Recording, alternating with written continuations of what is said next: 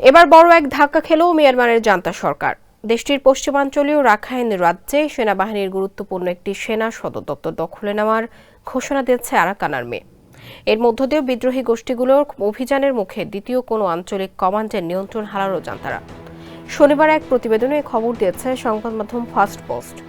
প্রতিবেদনে বলা হয়, সশস্ত্র গোষ্ঠীটির টেলিগ্রাম চ্যানেলে এক বিবৃতিতে বলা হয়েছে, কয়েক সপ্তাহের লড়াইয়ের পর শুক্রবার পশ্চিমাঞ্চলিক কমান্ড সম্পূর্ণভাবে দখল করেছে আরাকান আর্মি। এতে আরও বলা হয়, 2 সপ্তাহ ধরে তীব্র লড়াইয়ের পর স্থানীয় সময় শুক্রবার রাখাইনের আন শহরে অবস্থিত জান্তা বাহিনীর পশ্চিমাঞ্চলীয় সামরিক কমান্ডের পতন হয়েছে। এই রাজ্য এখন আরাকান আর্মির পূর্ণ নিয়ন্ত্রণে। ইডেন বে কক্সবাজার সমুদ্র সৈকতের উপর নিজেদের একটি ঠিকানা। মাত্র 5 লাখ টাকায় আপনিও হয়ে যেতে পারেন এই হোটেলের মালিক। এ ব্যাপারে আরও বিস্তারিত তথ্য জানতে মিয়ানমারের ক্ষমতাসীন সামরিক সরকারের মুখপাত্রদের সঙ্গে যোগাযোগ করেছিল রয়টার্স, কিন্তু কেউই কোনো মন্তব্য করতে রাজি হয়নি। এর আগে গত অগাস্টে চীন সীমান্তবর্তী শান রাজ্যের রাজধানী লাশিওতে অবস্থিত উত্তর পূর্বাঞ্চলীয় সামরিক কমান্ডের নিয়ন্ত্রণ নেয় স্থানীয় বিদ্রোহীরা। এটি ছিল বিদ্রোহীদের দখলে যাওয়া প্রথম কোনো আঞ্চলিক সেনা কমান্ড।